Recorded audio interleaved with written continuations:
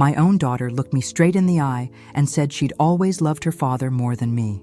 2 days later, she called me at 3 in the morning, demanding $3,000 to get out of some seedy nightclub.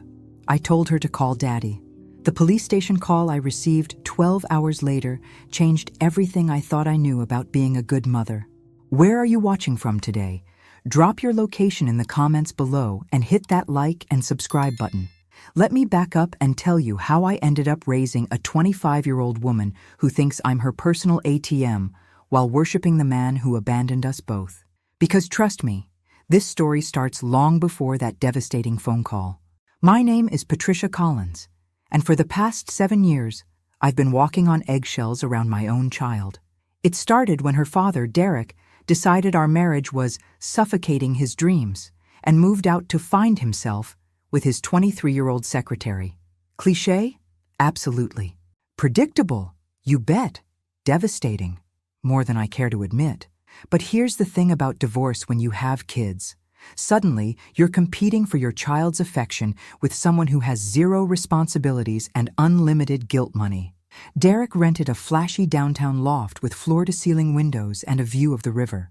I kept our modest 3-bedroom house with the mortgage, the memories, and the daily responsibility of actually raising our daughter, Emma, while I was enforcing curfews, checking homework, and saying no to expensive requests. Daddy Dearest was taking Emma to fancy restaurants, buying her designer clothes, and letting her stay out all night, because she's practically an adult. The custody arrangement was supposedly 50-50, but Emma quickly figured out which parent was more fun. Friday afternoons became a routine of watching her pack a weekend bag with genuine excitement, chattering about whatever adventure Derek had planned. Sunday evenings were the reverse. Sullen returns, complaints about my boring house, and constant comparisons to Daddy's exciting life. Dad says I don't need to worry about college debt because he's going to pay for everything, she announced one Tuesday during her senior year, rolling her eyes when I suggested she apply for scholarships as backup. Dad says working part-time during high school is old-fashioned.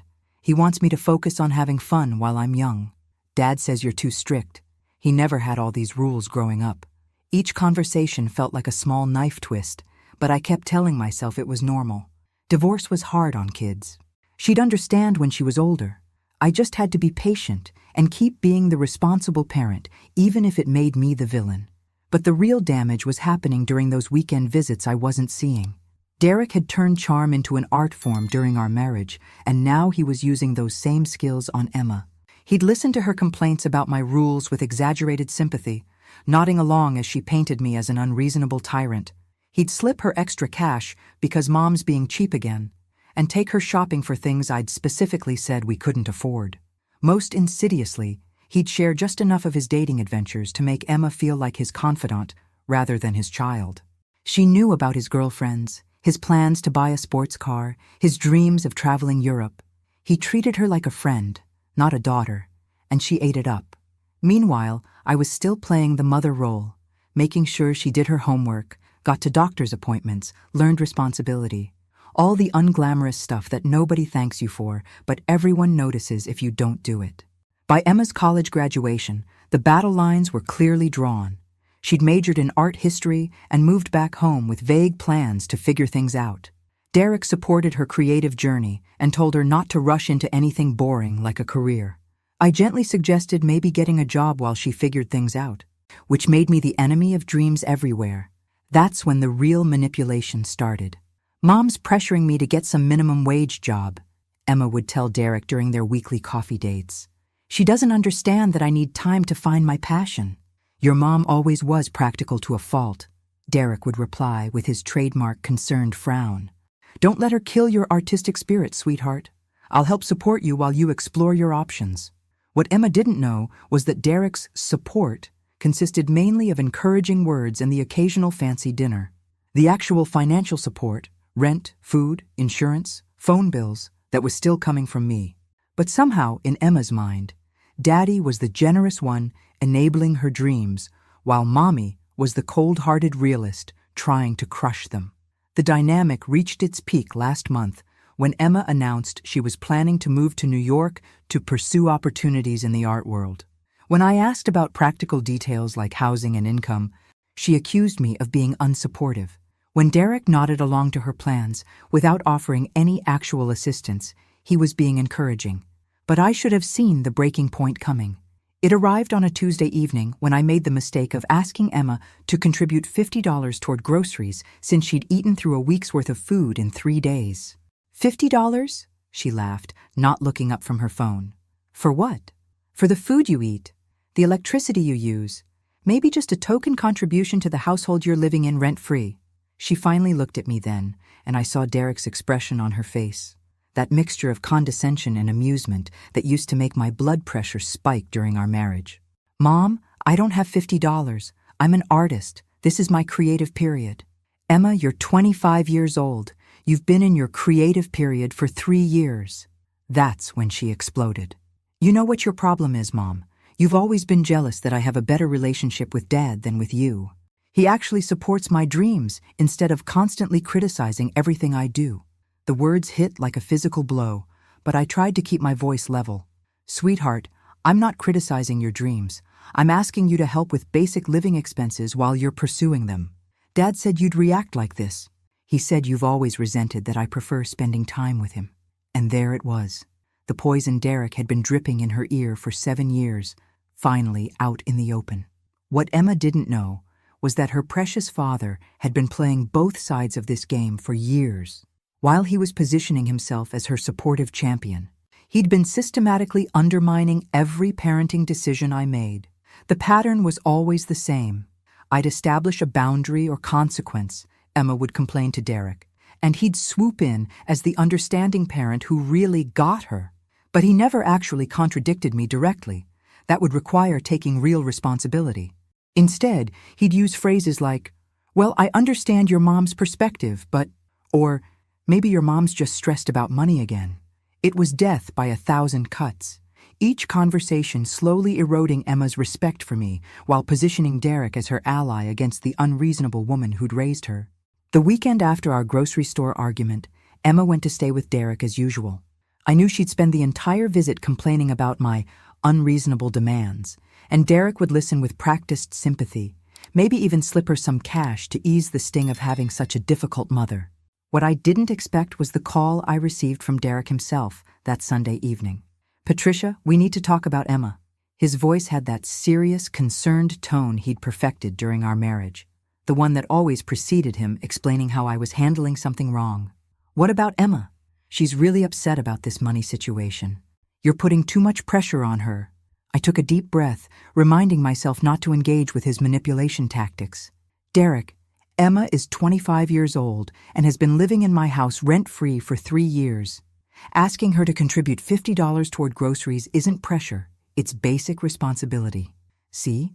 This is exactly what I'm talking about. You've always been so rigid about money. Emma's going through a creative period. She needs support, not stress. And what kind of support are you providing exactly?" There was a pause. Derek had always been excellent at offering emotional support and terrible at offering anything practical. "I'm providing emotional encouragement, which is what she needs right now. Not everyone has to turn everything into a transaction, Patricia." "Right. So I handle the transactions while you provide the encouragement. Same arrangement we had during our marriage. Look, I'm calling because I'm worried about Emma. She says you've been making little comments, creating a hostile environment." I almost laughed. Hostile environment? I asked her to buy groceries. It's not what you say, it's how you say it. Emma feels like you resent her success. What success, Derek? She graduated 3 years ago and hasn't held a job since. She's exploring her options. Building her portfolio. Not everyone follows the same traditional path you did. There it was. The subtle implication that my approach to life was somehow lesser, more conventional, less enlightened. Derek had been making comments like that throughout our marriage, always with just enough ambiguity that I couldn't call him out directly. "Derek, if you're so concerned about Emma's well-being, perhaps you'd like to contribute to her living expenses. Or better yet, she could move in with you." Another pause. This was always where Derek's supportive father act hit reality. "You know, my living situation isn't set up for long-term guests. And frankly, I think Emma benefits from having stability at home while she figures things out." Translation. He liked playing the fun parent on weekends, but had zero interest in dealing with the day-to-day reality of supporting an adult child. Then I'd suggest you support my efforts to help her become independent, instead of undermining them. Patricia, I'm not undermining anything. I'm just saying maybe there's a gentler approach. Emma's sensitive. Emma was 25 years old and sensitive about being asked to buy groceries. But somehow, this was my fault for being too demanding rather than Derek's fault for enabling her complete lack of responsibility. The conversation ended with Derek suggesting I think about how my approach was affecting Emma's emotional well-being, as if the past 7 years of watching my daughter choose her father over me at every opportunity hadn't already given me plenty to think about. That week, Emma barely spoke to me except to make pointed comments about how some people didn't understand that creativity couldn't be rushed. She started spending even more time at Derek's place, often not coming home until late at night, sometimes not at all. When I asked where she'd been, she'd give vague answers about working on projects or networking with other artists. But her portfolio remained unchanged, and her networking seemed to consist mainly of going to expensive restaurants and clubs with Derek and his rotating cast of 20-something girlfriends. The breaking point came the following Tuesday, exactly a week after our grocery store argument. I'd had a particularly difficult day at work. Budget cuts at the hospital where I worked as a nurse meant longer hours and more stress for everyone. I came home to find Emma in the kitchen, having apparently made herself an elaborate meal using ingredients I'd planned for the entire week. Emma? Those were the groceries for this week. She looked up from her plate with Derek's exact expression of mild annoyance. Mom, I was hungry. I'll replace whatever I used. With what money? Dad said he might give me some spending money this weekend. Might. This weekend. So I should just wait and hope your father follows through on his vague promises while I figure out what to eat for the rest of the week. Emma's eyes narrowed. You know what? I'm tired of walking on eggshells in my own house. Your house? Emma, I pay the mortgage, the utilities, the insurance, and apparently all the food. What exactly makes this your house? That's when she stood up, her face flushed with anger that looked eerily familiar. Fine. You want to know how I really feel? I've always loved Dad more than you. You're so annoying with your constant rules and complaints and making everything about money. That's why he left Mom. Because you're exhausting to live with. The words hung in the air between us like poison gas. 7 years of careful manipulation had led to this moment, my own daughter telling me that my husband's abandonment was my fault, and that she'd always preferred the parent who'd actually abandoned her. Emma, your father left because he was having an affair with his secretary. Whatever. At least he's not bitter and controlling like you are. She grabbed her keys and headed for the door. Where are you going? To Dad's, where I'm actually welcome. The door slammed behind her with enough force to rattle the windows. I stood in my kitchen, surrounded by the remnants of the meal she'd made with my groceries, before telling me she'd never loved me as much as the man who saw her twice a week and contributed nothing to her actual well-being. But that night was just the beginning. Emma didn't come home that night, or the next night. On Thursday, I received a text. Staying with Dad for a while. Need space to think.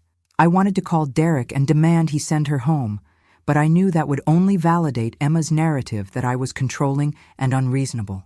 Besides, part of me wondered if maybe some space would be good for both of us. Maybe she needed time to realize how much I actually did for her. By Saturday, I was questioning everything. Maybe Derek was right.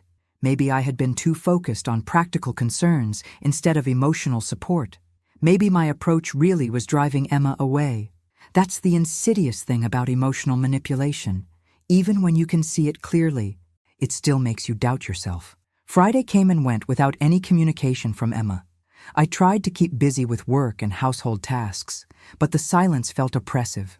Our house had never been particularly lively, but Emma's complete absence left an emptiness that was almost suffocating. Saturday evening, my phone buzzed with a text from Emma. Going out with friends tonight. Will probably be late. At least she was letting me know her plans, which felt like progress. I went to bed around 11, telling myself that maybe this space was exactly what we both needed. At 3:17 a.m., my phone rang. I jolted awake, my heart immediately racing. Nobody calls at 3 a.m. with good news. The number on my screen was Emma's, but when I answered, the voice that came through was pure panic. Mom, I need help.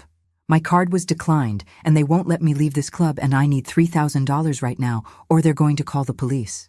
I sat up in bed, trying to process what I was hearing through the fog of sleep and adrenaline. Emma, slow down. What club? $3,000 for what? I can't explain everything right now, but I'm at this private club downtown, and I ran up a tab, and now they're saying my card was declined and they want cash payment before I can leave. And Mom, I'm scared. There are these guys here, and they're being really aggressive about the money. My maternal instincts kicked in immediately. Whatever had happened between us, Emma was my daughter, and she was scared. Okay, breathe.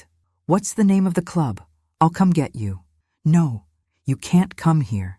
They said they only want cash, no personal checks or anything like that. Just straight cash, $3,000. Something about her tone was off, the words coming too fast, like she was reading from a script. Emma, $3,000? What kind of club charges $3,000? Mom, please, I can't explain everything right now, but I really need you to send the money. I can pay you back, I promise. Dad said he'd give me some money this weekend, and… Wait, where is your father in all this? There was a pause. In the background, I could hear what sounded like music and conversation, but nothing that suggested Emma was in immediate danger. He's not answering his phone right now. Not answering his phone at 3 a.m. when his daughter needs $3,000? Mom, please, can you just help me? I'll transfer the money to you as soon as I get home, I swear. I looked at the ceiling of my bedroom, the same bedroom I'd shared with Derek before he decided I was too suffocating for his dreams. The same bedroom where I'd cried myself to sleep countless nights after Emma chose him over me.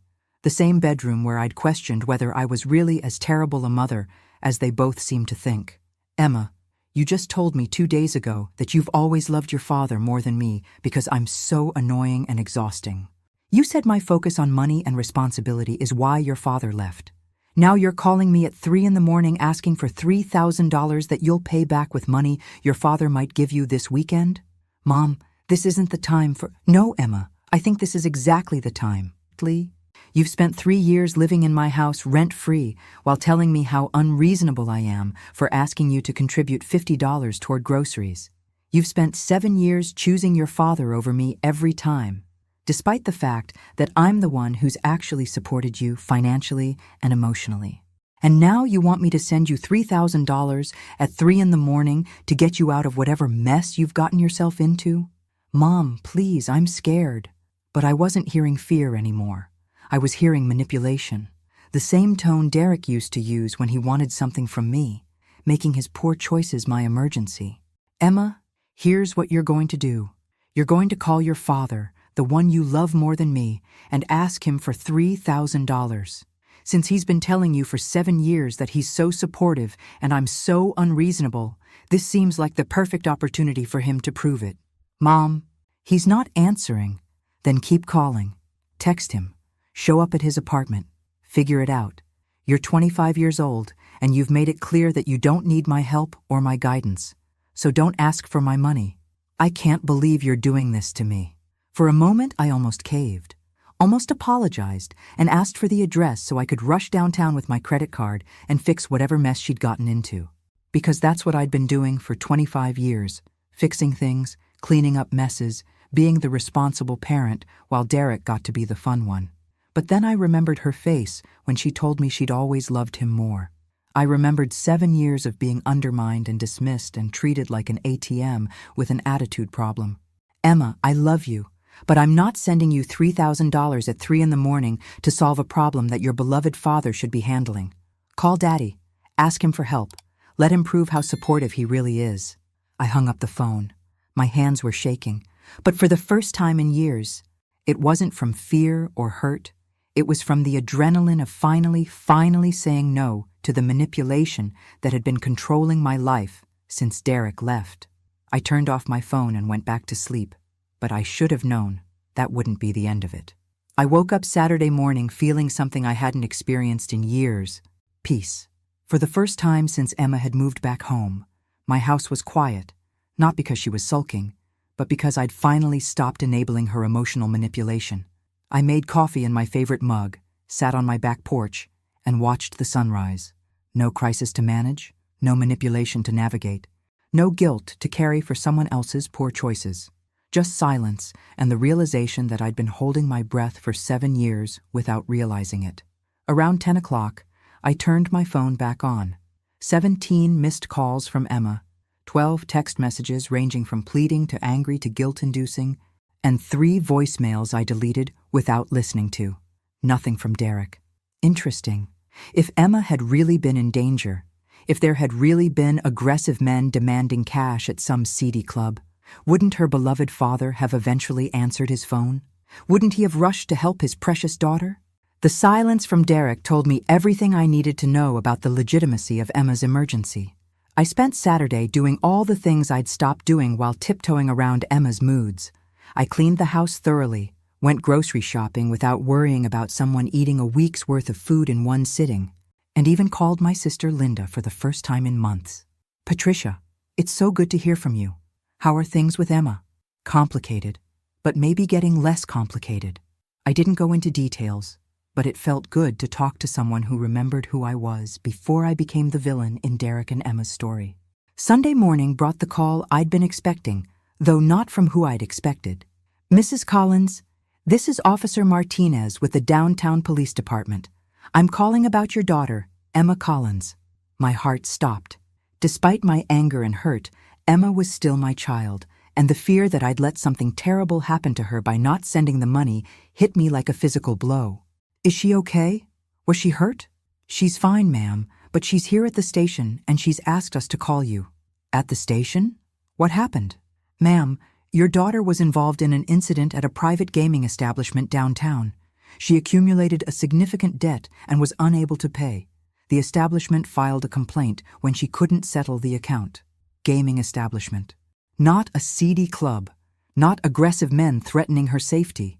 A casino or illegal gambling operation where Emma had lost money she didn't have. "Officer Martinez, can you tell me how much money we're talking about?" The complaint lists $3,200. $3,000. Exactly the amount she'd needed me to send at 3 in the morning. Emma hadn't been in danger from threatening men. She'd been in trouble for gambling with money she didn't have. "Ma'am, are you able to come down and pick up your daughter?" "Officer, I have a question. Is my daughter under arrest?" "No, ma'am. The establishment filed a civil complaint, but we were able to mediate the situation. Your daughter was released on her own recognizance with the understanding that the debt would be settled within 72 hours. And if it's not settled, then it becomes a matter for civil court, possibly criminal court if fraud charges are filed." I sat down heavily on my couch. Emma had gambled away $3,000, lied to me about being in danger, tried to manipulate me into paying her debts, and was now facing potential fraud charges if the money wasn't paid by Tuesday. "Mrs. Collins? Are you there?" "Yes, I'm here. Officer Martinez, can you tell me if my daughter's father was contacted about this situation?" "Let me check." "Yes, ma'am. Derek Collins was contacted but declined to come to the station. He said he wasn't able to assist with the situation at this time." "Of course he did." Derek, the supportive father who understood Emma so much better than her unreasonable mother, had declined to help when his precious daughter was actually in trouble. "Mrs. Collins, your daughter is asking to speak with you." "Put her on." Emma's voice was small and scared, completely different from the confident woman who told me I was too annoying to love just 4 days earlier. "Mom, I'm so sorry. I know I messed up, but I really need your help." "Emma, you lied to me. You told me you were in danger when you'd actually been gambling. I was scared, I panicked, but Mom, if I don't pay this money by Tuesday, they're going to press charges. And where is your father in all this? The one who's so much more supportive than me?" Silence. "Emma, he said he can't get involved in this kind of situation. He said it would be bad for his business reputation." Derek's business reputation was more important than keeping his daughter out of jail. But somehow I was still the unreasonable parent in this scenario. "Mom, please. I know I said terrible things to you, but I really need your help. I'll do anything you want. I'll get a job. I'll pay rent. I'll pay you back every penny." For 7 years, Emma had been Derek's princess, the daughter who preferred his permissive, consequence-free approach to parenting. For 7 years, she'd treated me like an obstacle to overcome rather than a parent to respect. But Derek wasn't answering his phone when she needed $3,000 to stay out of jail. I thought about the woman I'd been before my marriage fell apart. Strong, capable, unwilling to be taken advantage of. I thought about the woman I'd become afterward, constantly second-guessing herself, walking on eggshells, accepting emotional crumbs from her own child. "Mrs. Collins?" Officer Martinez was back on the line. "Your daughter needs to be picked up, and we need to know how this debt situation will be resolved." I looked around my quiet house, my peaceful house, the house that had been stress-free for exactly 48 hours. "Officer Martinez, please tell my daughter that her father will be handling this situation. She should call him and work out the arrangements directly." "Ma'am, I believe she's already tried to contact her father. Then she should try harder. I'm not available to help with this." I hung up the phone and immediately called Derek. He answered on the first ring. "Patricia, I was wondering when you'd call. Your daughter is sitting in a police station because she owes $3,000 to a gambling establishment. The police say you declined to help. This is exactly the kind of situation I was talking about. Emma needs support and understanding, not judgment. Derek, she needs $3,000 to avoid fraud charges. That's not judgment, that's reality. Look, Patricia, I can't just drop everything and rush downtown with a checkbook every time Emma makes a mistake. I have responsibilities. But I can?" Silence. "Derek, for 7 years, you've positioned yourself as the understanding, supportive parent, while I've been the bad guy for trying to teach Emma responsibility. Now she's in real trouble, and you're nowhere to be found. Where's all that support now?" "This is different. This is serious legal trouble." "Exactly. This is what happens when children don't learn consequences. This is what happens when one parent enables and the other parent gets blamed for being realistic." My phone beeped with another call. "Emma, I have to go, Derek. Your daughter is calling me again, probably because her beloved father won't help her." I switched to Emma's call. "Mom, Dad said he can't help me because of his business reputation. Mom, I'm really scared. If I get arrested, I'll have a criminal record. I'll never get a real job." And there it was. The consequences Emma had never had to face before were finally catching up with her, and Derek was nowhere to be found. But then Emma said something that made my blood run cold. "Mom, there's something else I need to tell you about what really happened last night." "Mom, the gambling thing, that's not the whole story." I felt my stomach drop. "What do you mean, Emma?" "I wasn't alone at the casino. I was with Jason." Jason was Derek's latest girlfriend's 26-year-old son, a trust fund kid with a cocaine habit and a taste for expensive trouble. Emma had mentioned him a few times over the past month, always with the kind of breathless excitement that meant she had a crush. "Emma, what does Jason have to do with this?" "He's the one who brought me to the casino. He said he knew people there, that he could get us into the VIP room. He said he'd teach me how to play poker properly." My nurse instincts kicked in. I could hear the shame in her voice, the careful way she was choosing her words. There was more to this story. "Emma, exactly what happened last night. We were playing poker and drinking, and Jason kept saying I was getting better at reading people. He was encouraging me to bet bigger amounts. And I was winning at first, Mom. I was actually winning a lot. But then you started losing. It happened so fast. One hand I was up almost $2,000, and the next hand I lost everything, plus the $3,000 I didn't have." This was sounding less like bad luck and more like a setup. "Emma, where was Jason when you needed the $3,000? Silence. "Emma? He left." "He left? While you were stuck there unable to pay your debt?" "He said he couldn't get involved because his trust fund has restrictions about gambling debts. He said if his family found out he was at an illegal casino, they'd cut him off." So Derek's girlfriend's son had taken Emma to an illegal casino, encouraged her to bet money she didn't have, then abandoned her when the situation went bad. And Derek, who'd been telling me for years that I didn't understand Emma's needs, had refused to help his daughter when she was facing fraud charges. "Mom, I think Jason set me up. I think the whole thing was planned. He kept insisting we go to this specific casino, and he knew exactly which games to play and which dealers to approach.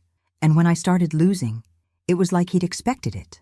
My daughter, who'd spent 7 years telling me I was too controlling and suspicious, was finally understanding what real manipulation looked like. "Emma, did you tell the police about Jason's involvement?" I couldn't. If I told them Jason brought me there, he said his family would sue me for defamation. He said they have expensive lawyers and I'd be destroyed financially. so Jason gets to walk away clean while you face potential criminal charges. Mom, I know I've been awful to you. I know I said terrible things, and I chose Dad over you, and I've been ungrateful for everything you've done. But right now, I really need my mother. 7 years of emotional manipulation. 7 years of being treated like a second-class parent. 7 years of watching Derek undermine every boundary I tried to set while positioning himself as the understanding father. And now, when Emma was in real trouble, Derek had vanished, and his girlfriend's son had used my daughter as a pawn in some kind of casino scam. Emma, I need to ask you something, and I need you to be completely honest with me. Okay. How long has your father known about your relationship with Jason? Another pause. This one longer. Emma, he introduced us about 2 months ago. He said Jason was a good guy from a good family and that I should get to know him better. The pieces clicked into place with sickening clarity. Derek had introduced Emma to a gambling addict trust fund kid, knowing full well what kind of influence Jason would be. He'd encouraged their relationship, probably enjoying the idea that Emma was dating someone from a wealthy family. And when their relationship led Emma into serious trouble, Derek had disappeared faster than a magic trick. Mom, I know you probably think I deserve this. I know I've been terrible to you. I closed my eyes, thinking about the woman I'd been before Derek's manipulation campaign began. Before I started second-guessing every parenting decision. Before I became afraid of my own daughter's disapproval. Emma, I don't think you deserve to have criminal charges hanging over your head. But I also don't think I should have to clean up the messes created by your father's judgment about appropriate people for you to date. So you won't help me? I thought about Derek, probably having brunch with his current girlfriend while his daughter sat in a police station. I thought about Jason, safe in his trust fund bubble, while Emma faced fraud charges. I thought about 7 years of being painted as the unreasonable parent, while Derek collected all the credit for being supportive. Emma, I'll help you, but there are going to be conditions. Anything, Mom. I'll do anything. First, you're going to tell me everything about your relationship with Jason and exactly how last night happened. No lies, no omissions, nothing left out. Okay. Second, you're moving back home today and you're getting a job this week. Not eventually. Not when you feel ready, this week. Yes, absolutely. Third, you're going to have a conversation with your father about his role in this situation and his decision to abandon you when you needed help. Mom, I don't think Dad will... Emma, your father introduced you to someone who led you into serious legal trouble, then refused to help when that trouble materialized. If he wants any relationship with you going forward, he's going to have to explain himself. And if he won't? I looked out my kitchen window at the garden I'd planted alone, in the house I'd maintained alone, thinking about the daughter I'd essentially raised alone while Derek played weekend father. Then you'll finally understand the difference between a parent who enables and a parent who actually protects you. I could hear Emma crying on the other end of the line. Mom, I'm so sorry. I'm sorry for everything I said and everything I did, and for choosing Dad over you when you were the one taking care of me the whole time. Emma, we'll talk about all of that when you get home. Right now, I need to figure out how to get you out of this mess without destroying my retirement savings. What do you mean? I hadn't told Emma about the second mortgage I'd taken on the house to pay for her college expenses, the ones Derek had promised to cover but never actually contributed to. I hadn't told her about the credit card debt I'd accumulated covering her living expenses while she found herself. I hadn't told her that $3,000 represented a significant chunk of my emergency fund. Never mind. I'll pick you up in an hour. But as I hung up the phone, I realized this situation was bigger than just Emma's gambling debt. Derek had been playing a long game, manipulating both of us for 7 years, and I was beginning to suspect that Emma's trouble with Jason wasn't an accident.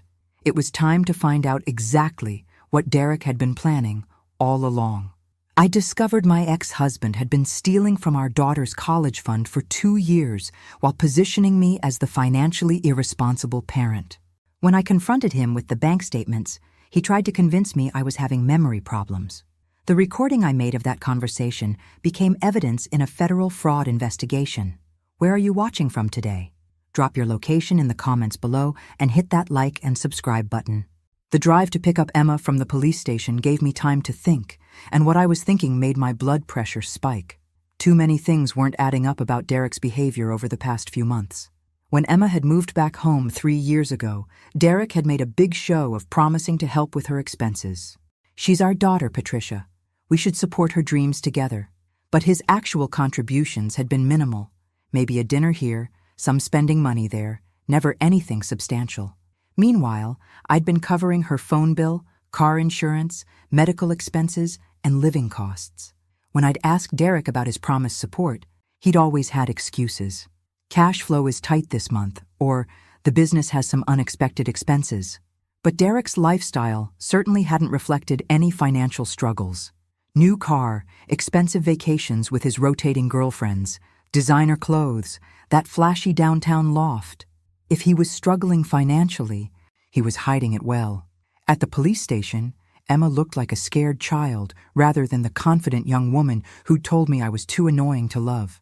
Her makeup was smeared, her clothes wrinkled, and her usual defiant posture had been replaced by hunched shoulders and nervous fidgeting. "Thank you for coming," she said quietly as we walked to my car. "We'll talk when we get home." The ride was silent except for Emma's occasional sniffles. I wasn't ready to comfort her yet. I needed answers first.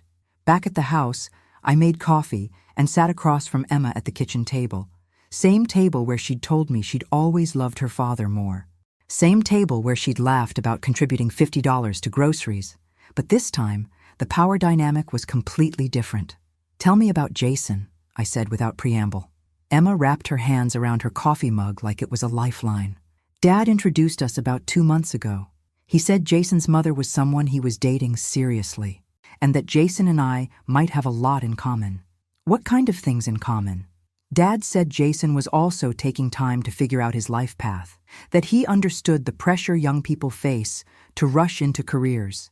He said Jason's family was very successful and understood the value of taking time to make the right decisions." Classic Derek manipulation, making Emma's lack of direction sound sophisticated while connecting her with someone whose family had money. "When did the gambling start?" "About 3 weeks ago. Jason said he knew about private clubs where successful people went to network. He said it wasn't really about the gambling. It was about meeting the right people and learning how business really works." "And you believe that?" Emma's face flushed. "Mom, I know how it sounds now, but Jason seemed so confident, so connected. He talked about these amazing business opportunities and how his family had made their fortune through strategic risk-taking." "Emma, his family made their fortune through inheritance and real estate development. Jason has never held a job in his life." "How do you know that?" I'd spent the morning doing research while Emma was at the police station. Amazing what you can learn about people when you actually look instead of just trusting someone else's characterization. Because unlike your father, I believe in investigating before trusting. "Tell me about last night specifically." Emma took a shaky breath. "Jason picked me up around 8. He said we were going to meet some of his business contacts at an exclusive club. When we got there, it was this upscale place but clearly focused on gambling. Jason seemed to know everyone." "How much money did you start with?" "Jason gave me $500. He said it was a loan to get me started, that I'd pay him back from my winnings." A loan. From a trust fund kid to a woman with no income. Another red flag that Emma had missed. "And you started winning immediately?" "Yes, it was incredible. Within an hour, I was up almost $2,000. Jason kept saying I was a natural, that I had great instincts for reading people." "Emma, you've never played poker before in your life." "I know. That's what made it so exciting. Jason said sometimes beginners have better luck because they're not overthinking things." I had to admire the setup. Get Emma winning immediately, build her confidence, make her think she had natural talent, then encourage bigger and bigger bets until the inevitable crash. When did things change? Around midnight. Jason suggested we move to a higher stakes table. He said the people there were the real business contacts he wanted me to meet. He said if I could hold my own at that table, doors would open for me. And that's when you lost everything. It happened so fast. Mom, one bad hand and everything was gone, plus money I didn't have. And Jason just vanished. He said he was going to the bathroom and never came back. I leaned back in my chair, processing the calculated nature of what had happened to my daughter. This wasn't just bad luck or poor judgment. This was a sophisticated con game. Emma, I need to ask you something, and I need you to think carefully before you answer. Okay. How much does your father know about your finances, your bank account, your credit cards, your lack of income? Emma looked confused by the question. Everything, I guess. We talk about money sometimes. He knows I don't have a job and that you've been supporting me. He knows I don't have any significant savings. Has he ever asked you specific questions about my finances? How much I make? How much I have saved? Whether I own the house outright? Well, yes. Sometimes. He said he was concerned about whether you could afford to support me long term. He said maybe I should find out more about your financial situation so we could plan better. My stomach dropped. Derek hadn't just been manipulating Emma's relationship with me. He'd been gathering financial intelligence through her. Emma, have you ever given your father specific information about my bank accounts, my credit cards, or my financial documents? Mom, why are you asking these questions? Just answer me. Sometimes he'd ask if you seemed stressed about money, or if you'd mentioned anything about financial problems. And once? She trailed off. Once what? Once he asked me to take a picture of a document on your desk. He said it looked like something important, and he wanted to make sure you weren't hiding financial problems that might affect me. What document? It was something from the bank, about the house. Dad said he was worried you might be in trouble with the mortgage and not telling me. I felt like the floor was tilting. Emma, when was this? Maybe 6 months ago? 6 months ago, I'd been reviewing documents related to the second mortgage I'd taken to pay for Emma's college expenses. Expenses Derek had promised to cover but never did. Emma had unknowingly photographed confidential financial documents and sent them to her father. Derek hadn't just been emotionally manipulating us for 7 years. He'd been conducting financial surveillance through our daughter. Mom, you're scaring me. What's wrong? I stood up and walked to my home office. Emma following. I pulled out my filing cabinet and started looking through my financial records. Bank statements, credit card bills, mortgage documents. Everything Derek would need to understand my complete financial picture. Emma, I want you to look at something. I pulled out Emma's college expense records. Tuition payments, room and board, books, fees, all paid from my accounts. Total, $127,000 over 4 years. Do you see your father's name anywhere on these documents? Emma scanned the papers, her face growing pale. No. But Mom, Dad said he was contributing. He said he was handling things differently for tax purposes. Emma, your father contributed exactly $0 to your college education. I took out a second mortgage on this house to pay for your school. That can't be right. Dad always talked about how we were both investing in my education. I pulled out more documents. Medical expenses, car insurance, phone bills. All the things Derek claimed he was helping with. All paid solely by me. Emma, for the past 3 years, your father has contributed approximately $400 to your actual expenses, dinners and occasional spending money. I've contributed over $40,000. Emma sank into a chair, staring at the documents. But he always talks about supporting me. He always says he believes in investing in my future. Emma, your father's financial support has been almost entirely fictional, but his emotional manipulation has been very real. My phone buzzed. Derek. Patricia, I heard about Emma's situation. We need to talk. Yes, we certainly do. Can you meet me for coffee this afternoon? There are things you need to understand about what really happened last night. Something in his tone set off every alarm bell I had. Derek wanted to meet in person to discuss Emma's gambling incident. The same Derek who'd refused to help his daughter when she was sitting in a police station. Where do you want to meet? How about that cafe on 5th Street? Say, 3 o'clock? I looked at Emma, still staring at the financial documents that proved her beloved father had been lying to her for years. I'll be there. But I wasn't going alone, and I wasn't going unprepared. Because I was beginning to suspect that Emma's gambling disaster wasn't just a coincidence. It was the culmination of a plan Derek had been working on for months. I arrived at the cafe 30 minutes early and chose a corner table with clear sight lines to all entrances. Call it paranoia, but something about Derek's sudden interest in meeting face-to-face felt wrong. In 7 years of Emma-related crises, he'd never once suggested we meet to discuss solutions. Emma had wanted to come with me, but I'd convinced her to stay home. This conversation needed to happen without Derek being able to manipulate her emotions in real time. What Emma didn't know was that I wasn't really alone.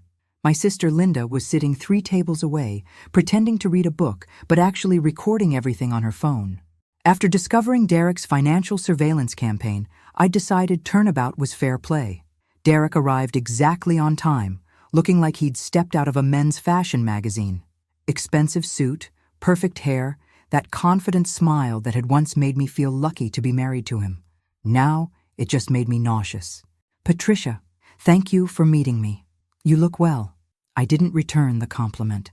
"Let's skip the pleasantries, Derek. What do you want to talk about?" He ordered coffee and settled into his chair with the practiced ease of a man who'd spent years manipulating people into giving him what he wanted. "I've been thinking about Emma's situation, and I have some concerns about how you're handling it." "How I'm handling it?"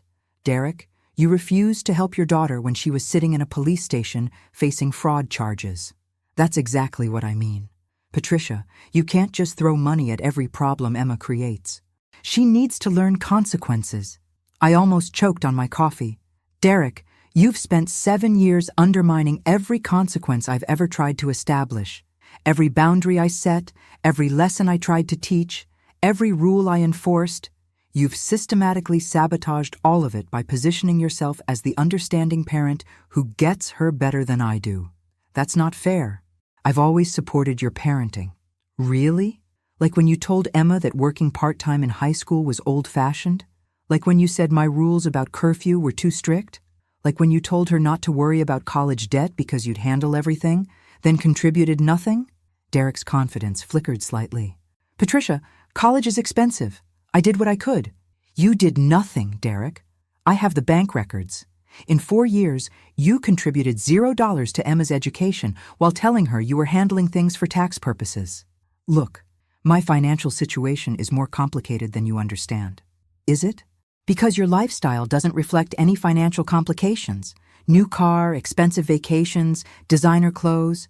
Either you're lying about your financial struggles or you're lying about your priorities." Derek leaned forward, his voice dropping to the concerned tone he'd perfected during our marriage. "Patricia, I'm worried about you. You're becoming paranoid, seeing conspiracies where none exist. Emma mentioned that you've been asking strange questions about our conversations, accusing me of gathering information about your finances." There it was, the gaslighting technique he'd used throughout our marriage whenever I questioned his behavior. Make me doubt my own perceptions by suggesting I was being irrational. "Derek, Emma photographed my mortgage documents and sent them to you 6 months ago at your request. That's not paranoia. That's fact." His mask slipped completely for just a moment, and I saw something cold and calculating in his expression before he recovered. "Patricia, Emma misunderstood what I was asking for. I was concerned about your financial stability because I wanted to make sure you could continue supporting her. Concerned enough to have her secretly photograph confidential financial documents, but not concerned enough to contribute to her support yourself. This is exactly what I'm talking about. You're twisting everything into some kind of conspiracy theory." I pulled out my phone and opened the voice recording app, making sure Derek could see what I was doing. "Derek, let's talk about Jason." "What about him?" "You introduced Emma to a gambling addict trust fund kid who led her to an illegal casino and abandoned her when she got in trouble. Either you have terrible judgment about appropriate people for our daughter to date, or this was intentional. That's ridiculous. Jason comes from a good family. Jason comes from a family with money, which isn't the same thing. And you knew about his gambling problems when you introduced them." Derek's jaw tightened. "How could I have known that?" "Because Jason's mother is Sandra Martinez, the real estate agent you've been dating for 6 months. And 3 months ago, Sandra asked you for advice about Jason's gambling debts because she knew you work in finance. She told Emma all about it yesterday when Emma called her looking for Jason. This was a lie, but Derek didn't know that. I wanted to see how he'd react to being caught in his web of deception." His face went completely white. "Patricia, I think you're having some kind of breakdown. These accusations are becoming delusional. Derek, yesterday you refused to help your daughter when she was in police custody. Today, you're sitting here trying to convince me I'm delusional for asking why you introduced her to someone you knew would get her in trouble. What exactly is your endgame here?" "My endgame? Patricia, My endgame is helping Emma become an independent adult instead of enabling her dependence on you. By having her accumulate $3,000 in gambling debt, Emma made her own choices. She's 25 years old. Emma made choices based on information you provided and introductions you made. You set this situation in motion. Derek stood up abruptly. Patricia, I came here hoping we could work together to help Emma, but you're clearly not in a mental state to have a rational conversation. Sit down. Derek, something in my voice made him hesitate. Sit down, or I'm going to start asking very loud questions about why you introduced your daughter to a gambling addict, then refused to help when that relationship led to her facing fraud charges. He sat down, but his whole demeanor had changed. The charming mask was completely gone, replaced by something much uglier. What do you want, Patricia? I want the truth about what you've been planning. I want to know why you've spent 7 years turning our daughter against me while gathering information about my finances through her. I want to know why you introduced her to Jason. And I want to know what you thought was going to happen when she got in trouble. Derek was silent for a long moment, clearly calculating his next move. Finally he spoke, and his voice was completely different. Cold, calculating, stripped of all pretense. Patricia, you've been living beyond your means for years. Taking out a second mortgage to pay for Emma's college, accumulating credit card debt to support her lifestyle, depleting your retirement savings to maintain a standard of living you can't afford. Emma's gambling debt is just the latest in a series of financial crises that are going to destroy you. And you know this how? Because I've been watching. Because Emma tells me everything about your financial stress, your late-night worry sessions, your conversations about money. You're drowning, Patricia, and you're too proud to admit it. So your solution was to make things worse by introducing Emma to a gambling addict? Derek smiled, and it was the most chilling expression I'd ever seen on his face. My solution was to help you see that you can't afford to support Emma anymore, that she needs to become someone else's responsibility. Someone else's responsibility? Derek, she's your daughter. She's a 25-year-old adult who needs to learn that her mother can't solve all her problems with money she doesn't have. I stared at him, finally understanding the scope of what he'd been doing. Derek, you've been systematically destroying Emma's relationship with me while gathering intelligence about my finances. You introduced her to Jason knowing he'd get her in trouble, then refused to help when that trouble materialized. You wanted me to exhaust my savings paying her gambling debt. I wanted you to realize you can't afford to keep enabling her. No. You wanted me financially destroyed so that Emma would have to turn to you for support. Except you have no intention of actually supporting her, do you? Derek's silence was answer enough. My phone buzzed with a text from Linda. Got it all. Sending copies to cloud storage now. I stood up, feeling lighter than I had in years. Derek, you've just confessed to financial manipulation and elder abuse while being recorded. I think our conversation is finished. His face went dead white as the implications hit him. Patricia, you can't. Actually, I can. And I am. I walked out of the cafe, leaving Derek to contemplate the wreckage of his carefully planned manipulation campaign. But I wasn't done yet, because Emma deserved to hear exactly what her beloved father had really been planning for both of us. When I got home, Emma was sitting at the kitchen table surrounded by financial documents, her face streaked with tears. She looked up when I walked in, and I saw something I hadn't seen in 7 years. My daughter actually seeing me as her mother instead of her enemy. Mom, I've been going through everything. All the college payments, the insurance, the medical bills. You paid for everything, didn't you? I sat down across from her. Yes, sweetheart, I did. And Dad contributed nothing. Essentially nothing. Emma picked up one of the bank statements. Mom, why didn't you ever tell me? Why didn't you ever correct me when I said Dad was so supportive? Because you wouldn't have believed me. And because I hoped that eventually you'd see the truth for yourself. I was so awful to you. I said such terrible things. Emma, you said those things because you were being manipulated by an expert. Your father has been playing a very long game. What do you mean? I told her about the cafe meeting, about Derek's admission that he'd been watching my finances through her, about his confession that Emma's introduction to Jason had been intentional. Emma's face went through a series of expressions, confusion, disbelief, then growing horror as the pieces fell into place. He wanted me to get in trouble so you'd go broke paying for it? That's exactly what he wanted. And when I couldn't afford to support you anymore, you'd have to turn to him. But he wouldn't actually help me. No, sweetheart, he's never helped you. He's just convinced you that he was helping, while I was actually doing the work. Emma was quiet for a long time, processing the systematic nature of the deception she'd been living under. Mom, there's something else, something I didn't tell you about last night. What? Before we went to the casino, Jason took me to dinner at this expensive restaurant. He said we were meeting his mother and her boyfriend there. Derek and Sandra? Yes. And during dinner, Derek kept asking me questions about your health, whether you seemed forgetful lately, whether you'd been making any unusual financial decisions. My blood ran cold. What kind of questions about my health? Whether you'd been repeating yourself, whether you seemed confused about dates or appointments, whether you'd been acting differently since Grandma died. My mother had died 6 months ago, the same time frame when Derek had started asking Emma to photograph my financial documents. Emma, what did you tell him? I said you seemed fine, maybe a little stressed about money, but nothing unusual. But Mom, why would he be asking those questions? I had a terrible suspicion about where Derek's plan had been heading, but I needed to confirm it. Emma, I want you to think carefully. Has your father ever mentioned anything about elder care, or what happens when older people can't manage their finances anymore? Actually, yes.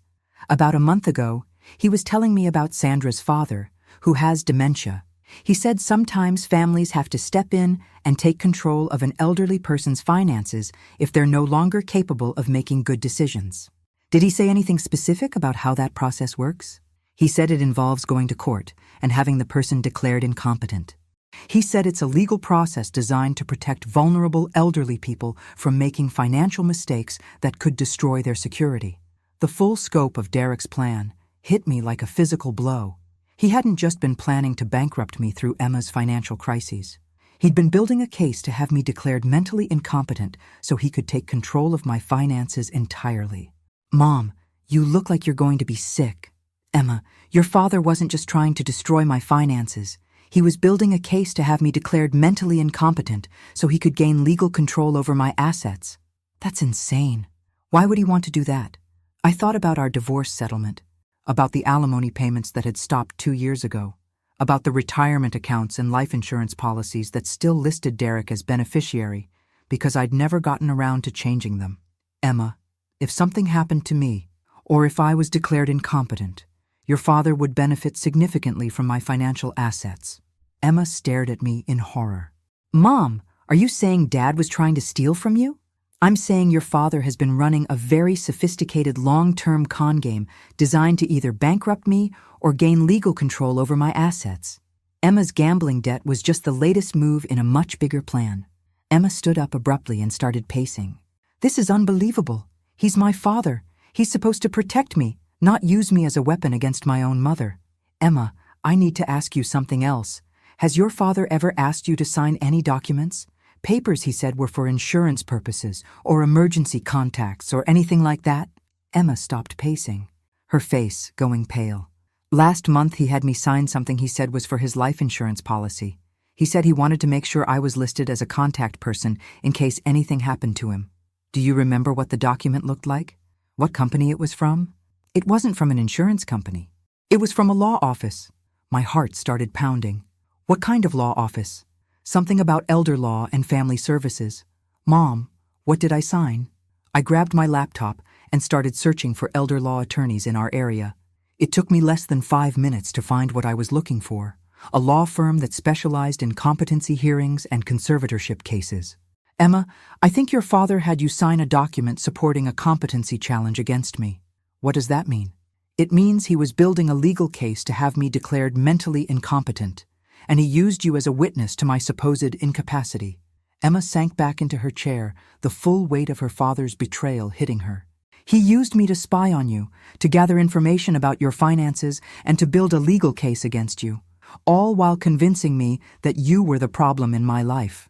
Yes, and if his plan had worked, what would have happened to me? I looked at my daughter, really looked at her, and saw someone who was finally understanding the difference between manipulation and love. Emma, if your father had gained control of my assets, you would have discovered that he had no intention of actually supporting you. You would have been left with nothing while he disappeared with my money. But I'm his daughter. Sweetheart, your father has spent 7 years proving that his relationship with you is transactional. He's never contributed to your actual well-being, only to your perception of him as the good parent. Once he no longer needed you as a weapon against me, you would have become just another inconvenience. Emma was crying now. Not the manipulative tears she'd used for years to get her way, but genuine grief for the father she'd thought she had. Mom, how do we stop him? I thought about Linda's recording from the cafe, about the document Emma had unknowingly signed, about the pattern of financial manipulation Derek had admitted to. Emma, we're going to do exactly what your father taught you to do. We're going to gather evidence, build a case, and take legal action to protect ourselves. You mean like fight back? I looked at my daughter, finally seeing the woman she could become instead of the child she'd been manipulated into remaining. Emma, we're not just going to fight back. We're going to destroy his ability to hurt anyone else the way he hurt us. Because Derek had made one crucial mistake in his elaborate manipulation campaign. He'd underestimated exactly how dangerous a protective mother could become when someone threatened her child. The law office of Patterson, Chen and Associates specialized in elder law, but they also handled fraud cases involving financial manipulation of vulnerable adults. When I called Monday morning and explained the situation, they agreed to see Emma and me that afternoon. Richard Patterson was a man in his 60s with kind eyes and the sort of calm demeanor that probably served him well when dealing with family crises. He listened to our story without interruption, occasionally taking notes, his expression growing more serious as the details unfolded. Mrs. Collins, what you're describing is a sophisticated pattern of financial abuse combined with attempted legal manipulation. This is significantly more serious than a simple divorce dispute. How serious? Emma asked. If we can prove what you've described, your father could face federal fraud charges, potential conspiracy charges, and certainly civil liability for financial damages. Richard pulled out a legal pad and started making a list. Let's go through what we have. First, we have evidence that Mr. Collins systematically misrepresented his financial contributions to Emma's education and living expenses while gathering intelligence about Mrs. Collins' finances through their daughter. Emma photographed my mortgage documents at his request, I confirmed. Second, we have Mr. Collins' admission, recorded without his knowledge, that he intentionally introduced Emma to someone he knew would get her in trouble financially. He said Emma needed to learn that I couldn't solve all her problems with money I didn't have, I said. Third, we have evidence that Mr. Collins has been building a competency case against you while using Emma as an unwitting witness to your supposed mental incapacity. Emma pulled out the document she'd signed. I brought the paper he had me sign. I didn't know what it was at the time. Richard examined the document, his expression darkening. This is an affidavit attesting to your mother's inability to manage her financial affairs responsibly. Emma, your signature on this document could have been used to support a competency hearing. A competency hearing would have given Derek legal control over my finances? I asked. If successful, yes. He could have been appointed as your conservator, giving him complete control over your assets, medical decisions, and living arrangements. Emma looked like she was going to be sick. I almost helped him steal everything from my own mother. Emma, you were manipulated by someone who's been perfecting these techniques for years. This isn't your fault. Richard set down the affidavit and looked at both of us seriously. Here's what we're going to do. First, we're going to file for a restraining order preventing Mr. Collins from having any access to your financial accounts or legal documents. Second, we're going to report this to Adult Protective Services as a case of attempted elder financial abuse. Elder abuse? But I'm only 52. Mrs. Collins, financial manipulation of adults by family members falls under elder protection statutes regardless of age. And third, we're going to file a civil lawsuit for fraud, intentional infliction of emotional distress, and conspiracy. What about criminal charges? Emma asked. That's up to the district attorney, but I'll be recommending they investigate. The use of an illegal gambling operation to manipulate a victim into debt could constitute federal fraud charges. As we left the law office, Emma was unusually quiet. Finally, she spoke. Mom, I keep thinking about all the times I chose Dad over you. All the times I believed his version of events instead of trusting you. How could I have been so blind? Emma, your father is a professional manipulator. He's been practicing these techniques for decades. You were a child when he started working on you, and children are programmed to trust their parents. But I'm 25 now. I should have seen through it. Sweetheart, abuse victims often can't see the abuse while it's happening. That's how abuse works. It distorts your perception of reality so gradually that you don't notice until it's almost too late. We drove home in silence, both of us processing the magnitude of what Derek had attempted. That evening, as we were going through more financial documents to prepare for the legal proceedings, Emma's phone rang. "Derek, don't answer it," I said. "Actually, Mom, I think I should. Richard said we need more evidence of his manipulation techniques." Emma answered the phone and immediately put it on speaker. "Emma, sweetheart, how are you feeling today? I've been worried about you since yesterday." His voice was warm, concerned, the perfect portrayal of a caring father. If I hadn't heard him confess to financial manipulation 12 hours earlier, I might have been convinced. "I'm okay, Dad. Mom and I have been talking about everything that happened. I'm glad to hear that. Emma, I want you to know that whatever your mother has told you about our conversation yesterday, she's not interpreting things correctly." "What do you mean?" "Sweetheart, I'm concerned that your mother is having some cognitive issues. The accusations she's been making, the paranoid interpretations of normal conversations, these could be signs of early dementia." Emma's eyes widened, but she kept her voice steady. "Dad, what kind of cognitive issues? Memory problems? Confusion about financial matters? Paranoid thinking about people trying to take advantage of her?" "Emma, these are classic symptoms of age-related cognitive decline." "But Dad, Mom seems fine to me." "That's because you live with her every day, so you don't notice the gradual changes." "Emma, I think your mother needs professional help, and I think you might need to consider whether she's still capable of managing her own affairs." There it was, Derek trying to convince Emma that I was mentally incompetent while positioning himself as the concerned ex-husband looking out for everyone's best interests. "Dad, what do you think should happen?" "I think we need to have your mother evaluated by a professional. If she's developing dementia, she could be vulnerable to financial scams or poor decision-making. We might need to consider legal guardianship to protect her." Emma mouthed, "Oh my God," while Derek continued his pitch for taking control of my life. "Emma, I know this is difficult to think about, but we have to consider your mother's safety and financial security. If she's not competent to manage her own affairs, someone needs to step in before she loses everything." "And you think that someone should be you?" "I think that someone should be family members who care about her well-being." "Emma, I've been married to your mother. I understand her financial habits, her medical history, her support systems. I'm probably the most qualified person to help her through this difficult time." The sheer audacity of it was breathtaking. Derek was trying to convince Emma that stealing my assets would actually be helping me. "Dad, I need to think about all this." "Of course, sweetheart. But Emma, don't wait too long. Every day that your mother goes without proper supervision is another day she could make a financial decision that destroys her security." After Derek hung up, Emma and I sat in stunned silence. "Mom, he just tried to convince me to help him have you declared incompetent. And he made it sound like he'd be doing me a favor.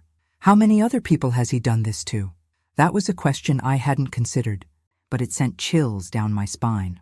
Derek's manipulation techniques were too sophisticated, too practiced. We probably weren't his first victims. My phone rang. "Linda. Patricia, you need to turn on Channel 7 News right now." I grabbed the remote and flipped to the local news station. The anchor was reading a story about a federal investigation into elder financial abuse involving illegal gambling operations, targeting vulnerable adults through family members, then using gambling debt to manipulate victims into transferring assets to perpetrators. 3 suspects have been arrested in connection with the scheme, including Jason Martinez, son of local real estate agent Sandra Martinez. Emma and I looked at each other in shock. "Mom, they arrested Jason." The news story continued. FBI investigators are asking anyone who believes they or their family members may have been targeted by this scheme to contact the Federal Elder Abuse Hotline. My phone rang again. This time it was Derek. Emma started to reach for it, but I stopped her. Let it go to voicemail. We listened as Derek's voice filled the room, but this time there was no charm, no warmth, no manipulation, just desperation. "Patricia, we need to talk immediately. There are things happening that you don't understand. Call me back as soon as you get this message." Emma looked at me. "Mom, what do we do now?" I thought about 7 years of manipulation, 7 years of being painted as the unreasonable parent while Derek collected credit for being supportive. I thought about the systematic way he'd used our daughter to gather intelligence about my finances. I thought about the competency case he'd been building to steal my assets. Now, sweetheart, we let the FBI handle Derek while we focus on rebuilding our relationship. Because the most satisfying revenge against Derek's manipulation campaign wasn't legal justice, though that would be nice. It was the fact that his elaborate plan to turn Emma against me had ultimately backfired, bringing us closer together than we'd been in years.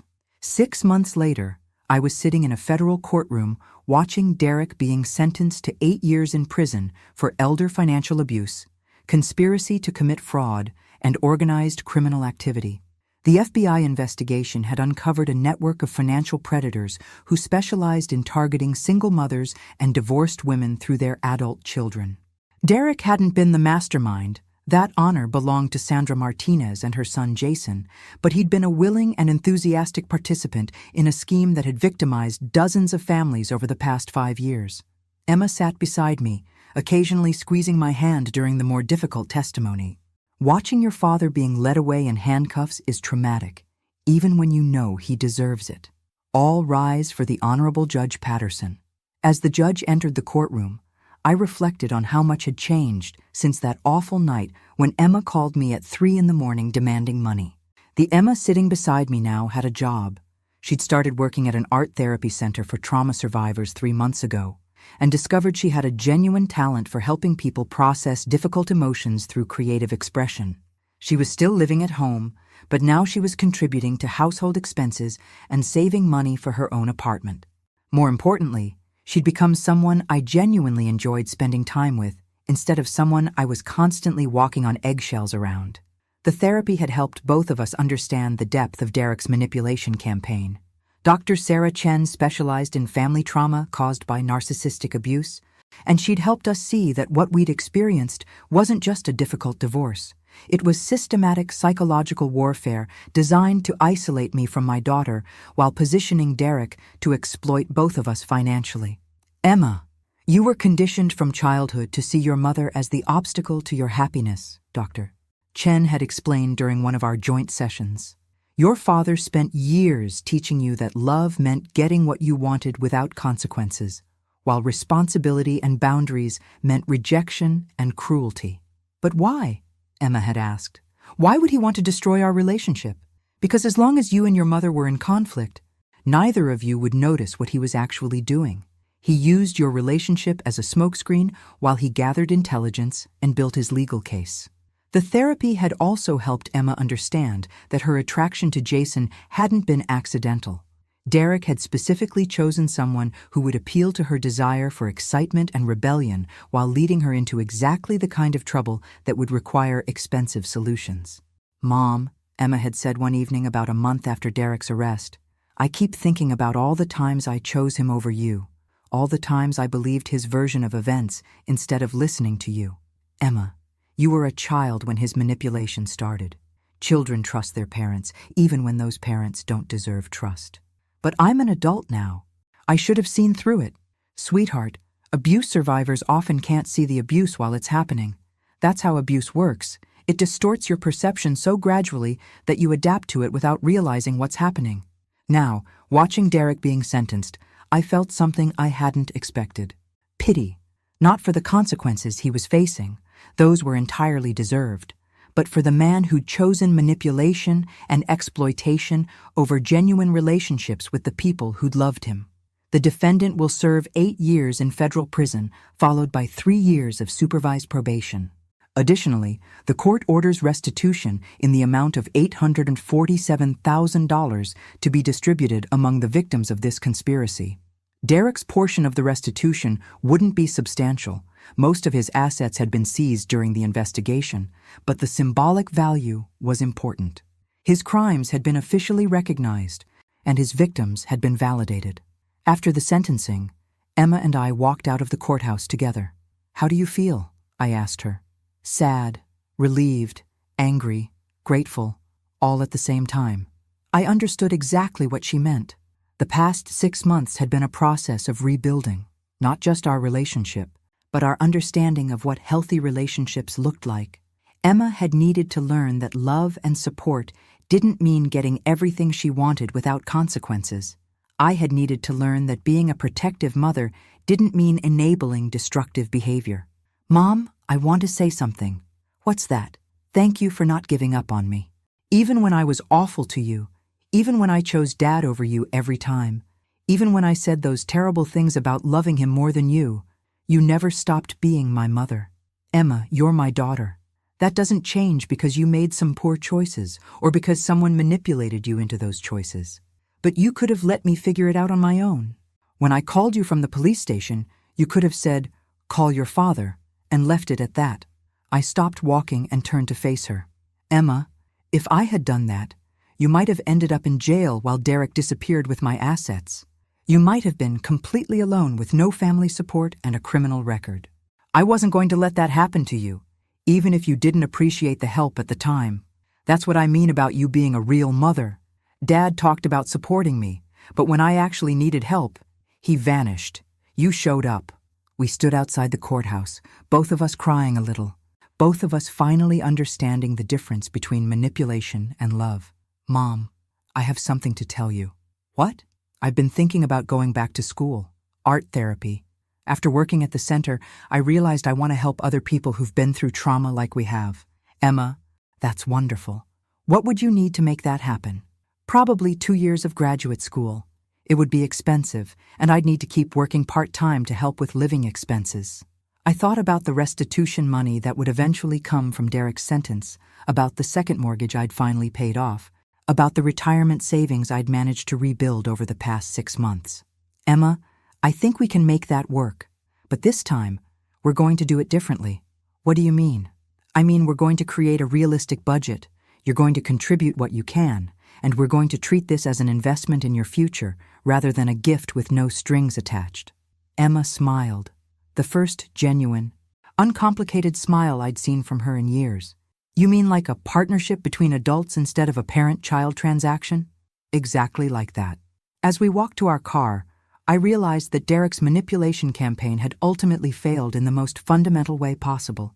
He'd intended to destroy my relationship with Emma while positioning himself as the preferred parent. Instead, his schemes had been exposed. He was facing years in prison, and Emma and I were closer than we'd ever been. Mom, do you think Dad will ever understand what he did wrong? I thought about Derek's complete lack of remorse during the trial, his continued insistence that he'd been trying to help everyone, his inability to see his victims as anything more than obstacles to overcome. No, sweetheart, I don't think he will. But that's okay, because his understanding isn't necessary for our healing. What do you mean? I mean, we don't need Derek to apologize or change or acknowledge his mistakes for us to move forward with our lives. We've learned to recognize manipulation. We've rebuilt trust between us, and we've created a relationship based on honesty instead of emotional blackmail. Emma was quiet for a moment as we got in the car. Mom, I love you. Really love you. Not the manipulated version I convinced myself was love when I was choosing Dad over you. I love you too, Emma, and I'm proud of the woman you're becoming. As we drove home together, I thought about the woman I'd been 7 years ago, constantly second-guessing herself, afraid of her own daughter's disapproval, walking on eggshells to avoid conflict. That woman had been replaced by someone stronger, someone who'd learned to trust her instincts and protect herself from manipulation. Someone who discovered that real love sometimes means saying no to people you care about. Derek had spent 7 years trying to isolate me from my daughter and steal my assets. Instead, he'd taught both of us the difference between manipulation and love. And that, I thought, as Emma chatted about her graduate school plans, was the most satisfying revenge of all. Thanks for listening. Don't forget to subscribe and feel free to share your story in the comments. Your voice matters.